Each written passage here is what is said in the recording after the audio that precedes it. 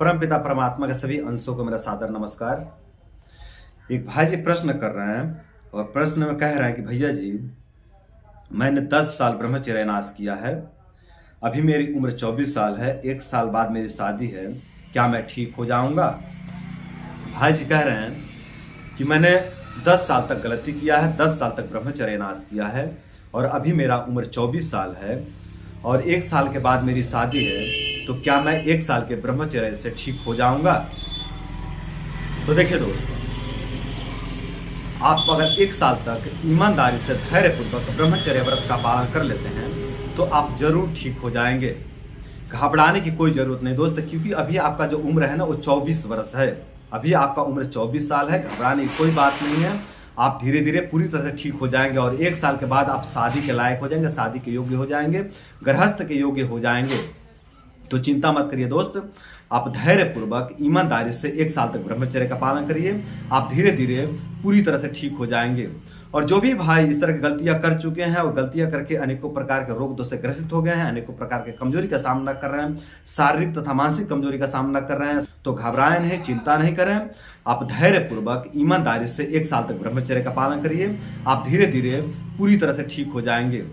देखिए दोस्तों, इसमें अलग अलग उम्र वाले, अलग अलग शरीर वाले, अलग अलग बल वाले अलग अलग समय पर रिकवर होते हैं। किसी को इसमें 6 महीने लगता है रिकवर होने में, किसी को 8 महीने लगता है, किसी को 10 महीने लगता है, किसी को 1 साल लगता है, किसी को 1.5 साल लगता है और किसी को 2 साल भी लग जाते हैं। जिनका उम्र बहुत ज्यादा हो गया, 35 साल, 38 साल, 40 साल हो गया है, उनको लगभग 2 साल लग जाते हैं रिकवर होने में। ठीक है दोस्तों, तो आपका उम्र अभी 24 साल है, घबराने की कोई जरूरत नहीं है। धैर्यपूर्वक आप ब्रह्मचर्य का पालन करिए, आप धीरे धीरे पूरी तरह से ठीक हो जाएंगे।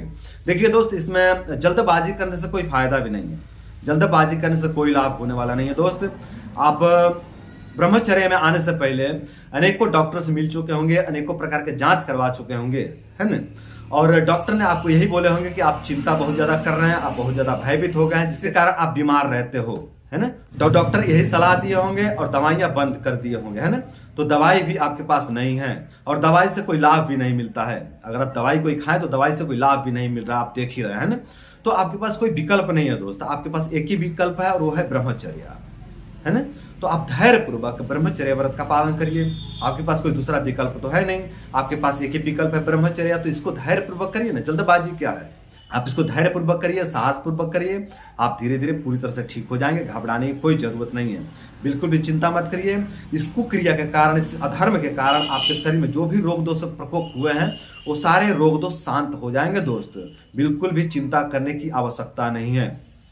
थोड़ा समय लगता है, धैर्य रखना पड़ता है। देखिए दोस्त, जब हम लोग कुछ धान या गेहूं का बीज डाल देते हैं ना जमीन में, तो उसको भी फसल बनने में 5 महीना 6 महीना का समय लगता है दोस्त, है ना?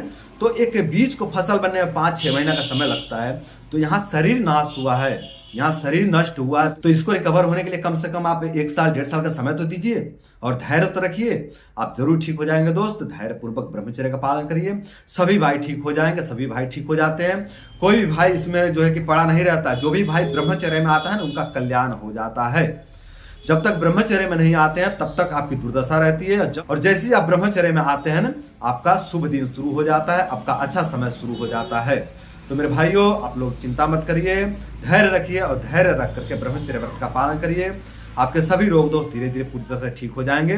तो दोस्तों, उम्मीद करता हूं कि इस वीडियो से मोटिवेट होकर के, इस वीडियो से प्रभावित होकर के आप लोग ब्रह्मचर्य व्रत का पालन करेंगे और ब्रह्मचर्य व्रत का पालन करके आप लोग अपने रोग दोष बीमारी को दूर करेंगे और अपने रोग दोष बीमारी को दूर करके आप लोग अपने जीवन को सुंदर, सरल एवं सफल बनाएंगे। तो दोस्तों, आज के लिए इतना ही।